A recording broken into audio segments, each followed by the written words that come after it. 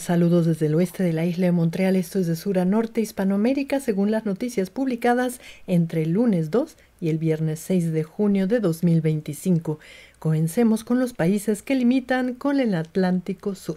En Argentina, la justicia suspendió el lunes las limitaciones al derecho a huelga, como señaló Deutsche Welle, y el miércoles miles de personas de diversos sectores laborales protestaron contra las medidas de austeridad del gobierno de Milei frente al Congreso, como informaron Deutsche Welle y la agencia Xinhua. CNN, por su parte, recordó que el 3 de junio de hace 10 años, con una marcha multitudinaria, comenzó el movimiento contra el feminicidio en Argentina, bajo el lema «Paren de matarnos». Y fueron científicas argentinas quienes hallaron la flor fósil más antigua registrada en Argentina, con 113 millones de años y proveniente del noroeste de la provincia de San Luis, según contó la agencia Xinhua esta semana. Xinhua también informó que el gobierno de Argentina envió al Congreso el proyecto Ley de Principio de Inocencia Fiscal, que busca modificar el régimen tributario y fomentar el uso de los dólares que los ahorristas aún mantienen fuera del sistema formal.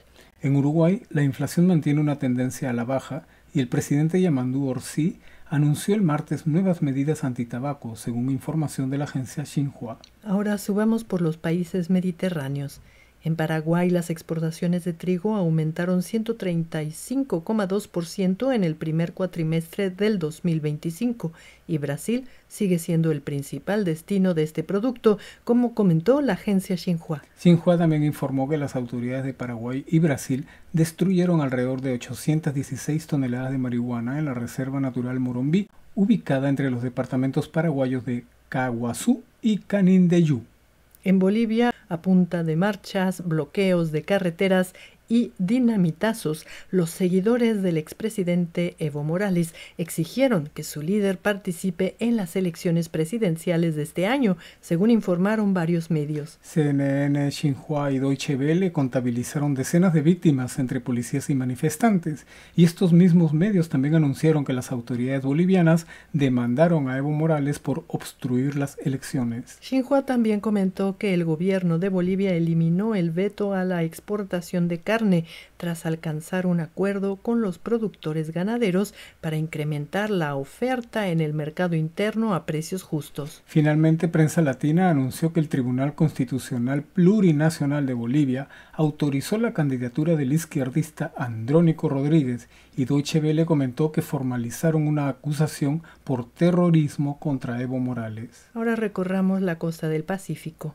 En Chile, CNN y Deutsche Welle informaron sobre el primer juicio por adopciones ilegales durante la dictadura, conocido como el caso de los niños del silencio. La agencia Xinhua comentó que el Ministerio de Agricultura de Chile y el Banco Interamericano de Desarrollo presentaron una iniciativa de 5 años con una inversión de $50 millones para aumentar la seguridad alimentaria en el país. Y varios medios informaron sobre el cable Humboldt, un proyecto del gobierno chileno y Google que conectará Sudamérica y Oceanía, como comentaron Deutsche Welle y Xinhua. En el Perú, varios medios anunciaron el fin de semana el descubrimiento de más de 100 estructuras de la cultura chachapoyas que se encontraban ocultas en la selva norte peruana, en el departamento del Amazonas.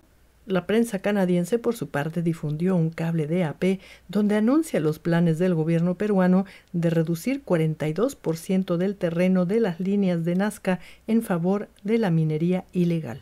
Deutsche Welle, por su parte, informó que las autoridades peruanas piden 35 años de cárcel para el expresidente Ollanta Humala, y AP informó que una peruana es la primera persona acusada de cruzar una recién instalada zona militar en la frontera de México y Estados Unidos. En Ecuador, CNN informó que la policía detuvo a 6 familiares de Fito, el criminal más buscado del país. Medios como Deutsche Welle informaron que la Asamblea Ecuatoriana aprobó la instalación de bases militares extranjeras en el país con el fin de combatir la criminalidad. Y la agencia Xinhua resaltó la inauguración en Quito del seminario internacional titulado El rol de los gobiernos subnacionales en las políticas de desarrollo productivo, sostenible e inclusivo, dirigido a las autoridades de gobiernos subnacionales de la región.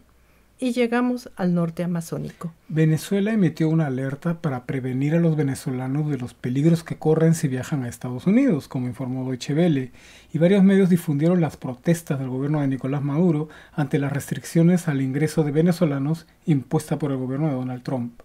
La agencia Xinhua, por su parte, informó que 150 venezolanos regresaron a su país luego de hacer escala en Honduras, y CNN informó que los familiares de los migrantes venezolanos deportados de Estados Unidos a El Salvador piden la liberación de sus seres queridos. Finalmente, Diosdado Cabello, el ministro de Relaciones Interiores, Justicia y Paz, se ganó la enemistad de la primera ministra de Trinidad y Tobago, Kamla Persad-Bissessar, al presentar a un trinitario como terrorista, según informó Deutsche Welle. En Colombia, el presidente Gustavo Petro manifestó sus intenciones de convocar por decreto a una consulta popular para aprobar su reforma laboral, según informó Deutsche Welle. Deutsche Welle también informó que Colombia formará parte del Consejo de Seguridad de la ONU entre el 2026 y 2027, y CNN comentó que 11 exmilitares colombianos fueron detenidos en México luego de atacar a la Guardia Nacional.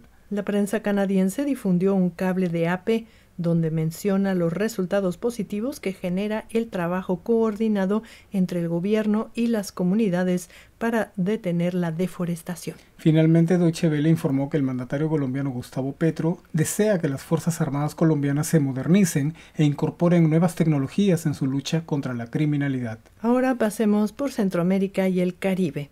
En Panamá, la empresa estadounidense Chiquita despidió a 6.500 trabajadores en el último mes y se retiró del país esta semana como respuesta a la huelga en sus granjas de banano, según indicaron varios medios. Siguen las marchas contra la ley del seguro social que el gobierno panameño, como afirma Prensa Latina, se resiste a revisar. Y Deutsche Welle informó sobre la llegada de soldados estadounidenses al Canal de Panamá, lo que ha provocado aún más protestas en este país centroamericano. En Costa Rica celebraron 18 años de relaciones diplomáticas con China en un evento que contó con la presencia de diputados, representantes del gobierno y 3 expresidentes del país, según informó la agencia Xinhua.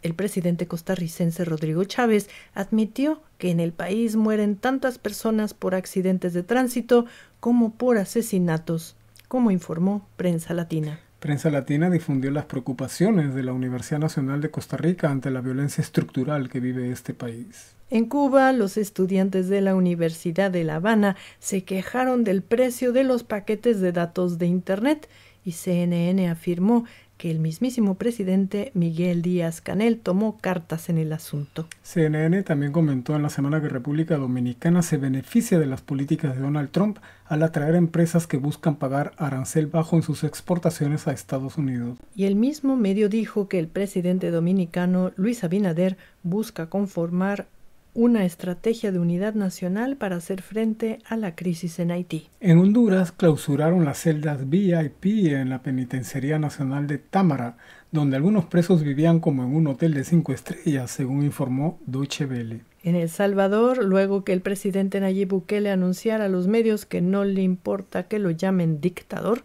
comenzó el juicio contra la abogada defensora de derechos humanos Ruth López, acusada de enriquecimiento ilícito, según difundió Deutsche Welle. IAP informó que un juez federal en Estados Unidos permitió que los migrantes recluidos en la prisión de máxima seguridad en El Salvador apelen su deportación.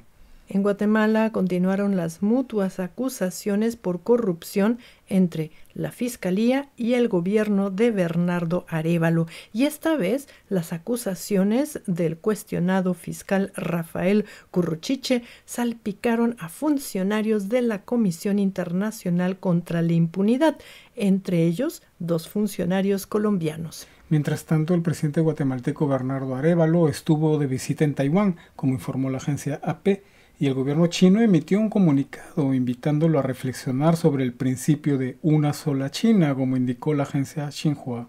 Y la semana guatemalteca terminó con 330 personas evacuadas tras la erupción del volcán de fuego ubicado a 35 kilómetros de la capital.